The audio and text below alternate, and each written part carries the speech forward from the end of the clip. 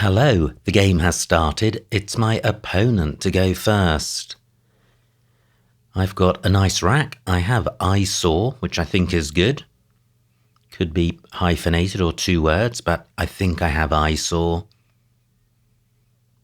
And, well, that does play because Cowan takes an S. So, could I have something better? Let me briefly consider the floaters. C-O-W-A and N, not seeing anything better. So where can I play eyesore? Well,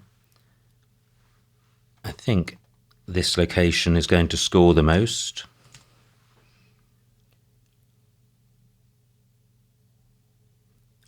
Well, that's 73. What about playing it here? 81, good grief. Okay, I am setting up 3 hotspots, but I think the extra score justifies that. I'm just wondering about playing above Cowan rather than below. Well, I think there are arguments either way. I am going with this.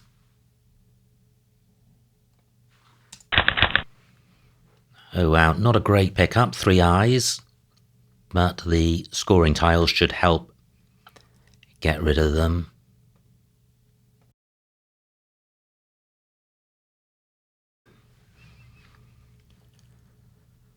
So the hottest spot is above the E of eyesore across to the triple word square, and I can play hive in that spot should it remain available. WEH not good, OH is. But I have in mind these eyes as well. I don't think civvy is good. I think that's a sticky S.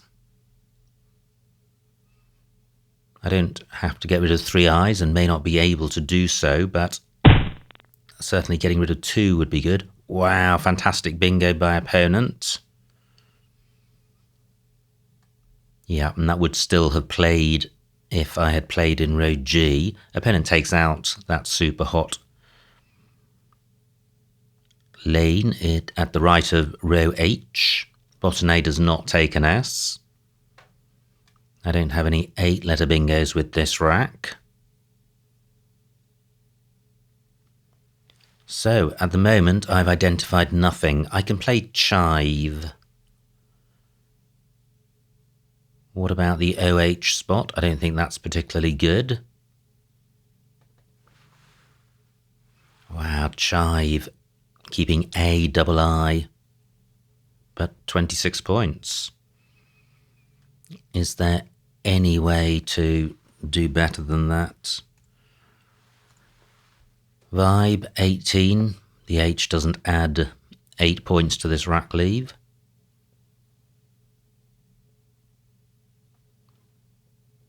What about just playing a high? 27 points.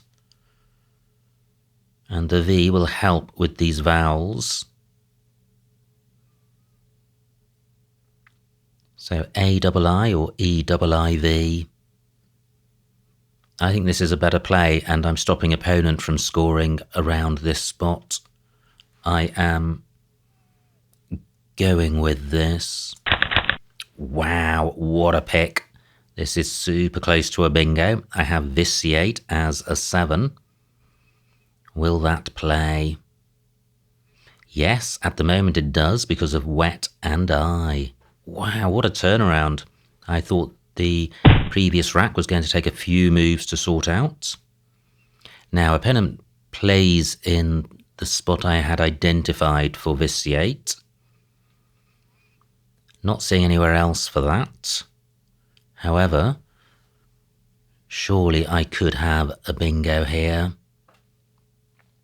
What about through NE? Could it begin I?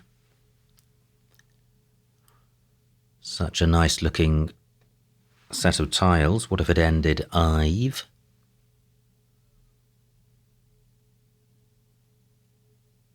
Wow, it still could be nice. It could end ative. But I'm not seeing a bingo. So what to do here.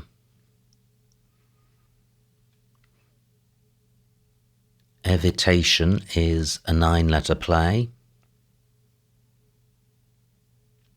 which will play in row E. No, it won't. Okay, so how to tackle this rack? I think look for sevens. There are 7-letter lanes.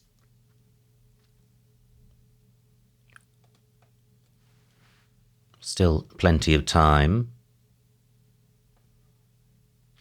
That's vitiate with a C.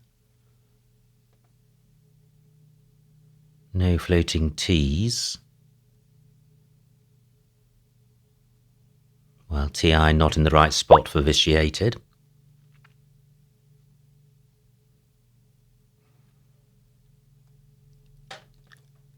Let's see if opponent comes back. Well, no, because it was adjudicated. And my rating's gone up. Hello, the game has started. It's my opponent to go first. I've got a fantastic rack. I've got the blank.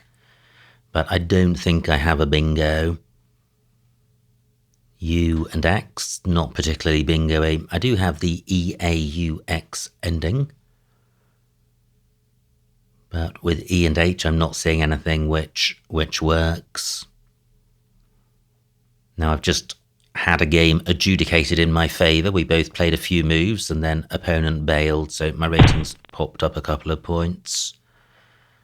So, opponent starts with a bingo. How wretched. I would have exhumate through an M or a T, and opponent doesn't play one of those. So what about the floaters? Let me consider them. B doesn't look useful. Although I would have Borks. L. No. A. No. D. I. N. I have the un prefix. And G doesn't look useful. So what to do with the X? Opponent hasn't provided any hotspots. So what about BAUX? Pretty good rack leave. Decent score. Yeah, I am going with this. Am I? I am allowing opponent to score off the X. I'm playing off EAUX. Can I play that somewhere else?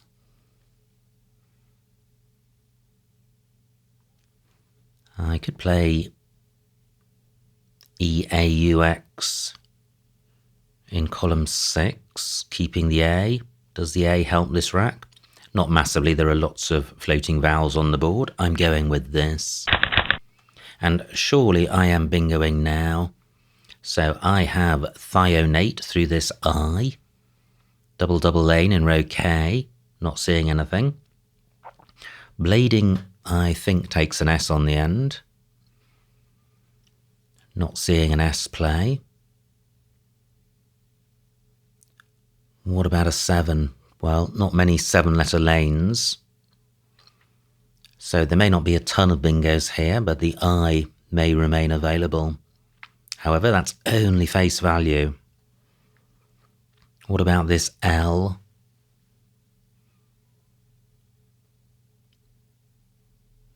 No, not seeing anything onto that. This rack isn't quite as good as I thought. So that's the thionate rack, which would also play through the A of blading.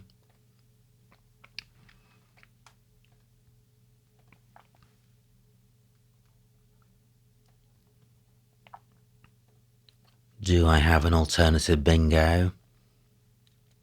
Ghettoing through I and G. That's thionate through an A.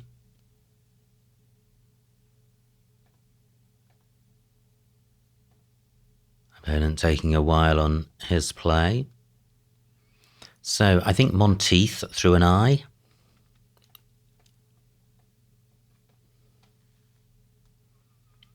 Tooth as a component part of a word with E-N.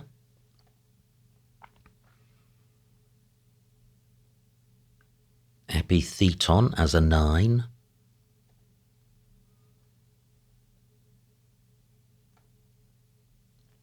I think Shotten is good. Wow. Great. I think Shotten is good.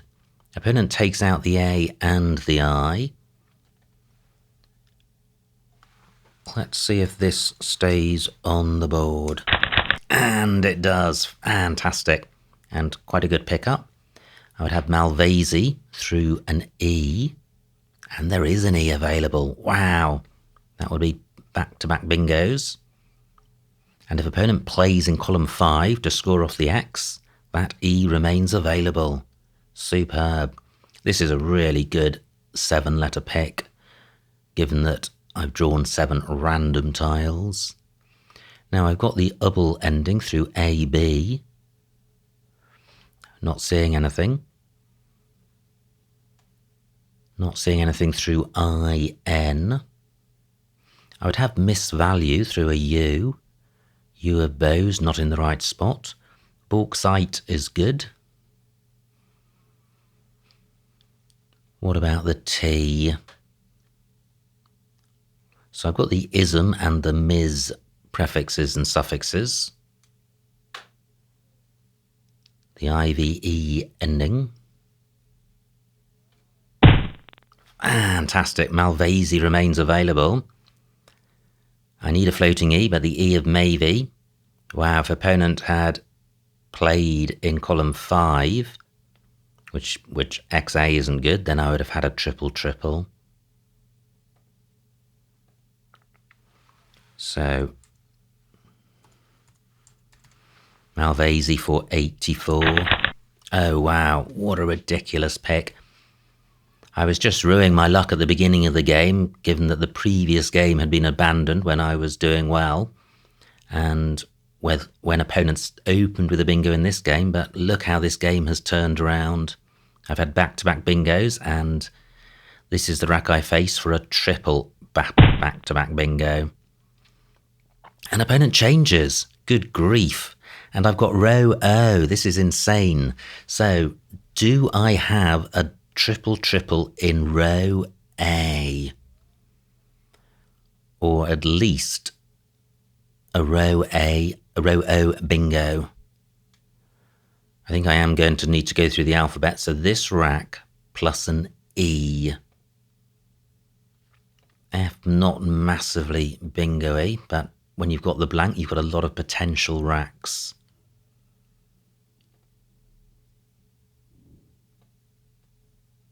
Not seeing anything so far. I don't think French's is good. However, this is void challenge, so let's just check on this.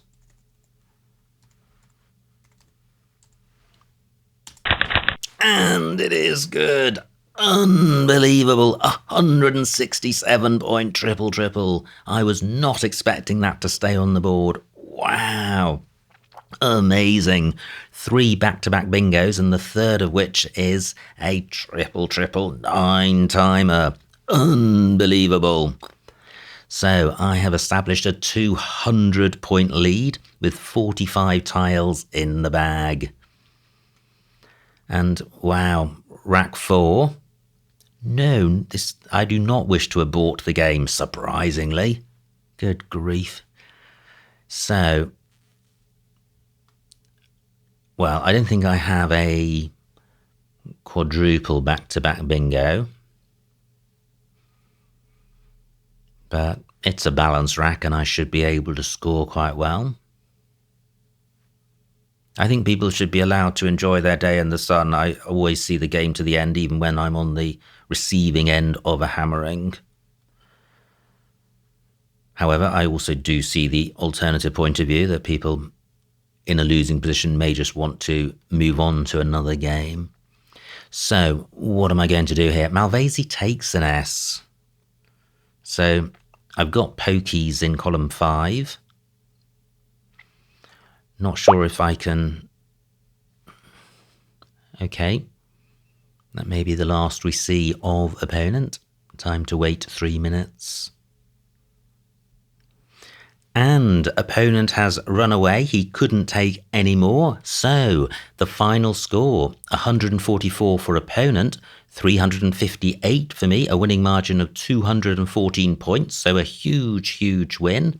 Let's see what I missed. Wow, what a game. Epic stuff. Now, great start for opponent with blading. Could also have played balding. My rack. No bingo here. I played bows for 28. Yep, I could have got 4 more points, but I think EH is a lot better than you. So I like my play. Opponent plays bony. And now here we go. I have shotten, playable in a couple of spots. And wow, look at these 9-letter plays. Super funky. D6. Then about through AB. And C7, thecodont through DO. Wow, beautiful words, but shotten scores the most. Opponent's rack plays Mavie. And look at this, Malvasi for 84. The right floater at the right time. Horrible rack for opponent, he changes. And now this is my rack, and French is the only triple-triple. So, what else was available in row O? Refences and N-forces. Well, hopefully I would have spotted one of those. But other higher scoring bingos, G15. Oh, because of Malvasi taking an S, confers fencers and fencers. So a whole bunch of bingos, but just one triple-triple. And then this is opponent's rack. Let's see what he's got. No bingo here. And he was trailed by 200 and he quit. So that was the end of that game. So 2 foreshortened games. Let me go back to the first of them and review that. So here we go. Again, opponent to go first, plays Cowan. And I have eyesore for 81, above and below Cowan. Opponent's rack, fantastic bingo of botany. And now my rack, not good. What do? I play Ahi for 27. Yeah, which I think is fine. Only 7 more points on offer, keeping 3 eyes. I don't think that's a better play. Possibly A13 VIE, but that's providing access to row A. So I like my play. Opponent's rack. Wow. Close to, or did have stud farm and through the right floater, but that wasn't available. Plays drum. And now this is the point at which opponent left, and I had this rack. Vitiate had been blocked by drum, and I was looking to find another. And I had not found one by the time opponent left, but here we go. There were 4. Vicariate, F4,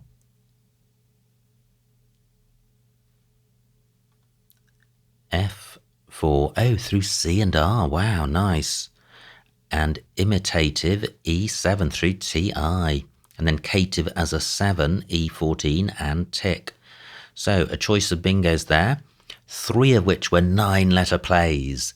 And, well, I just want to say that that was the end of this game. This is the point at which opponent left and the game was adjudicated in my favour.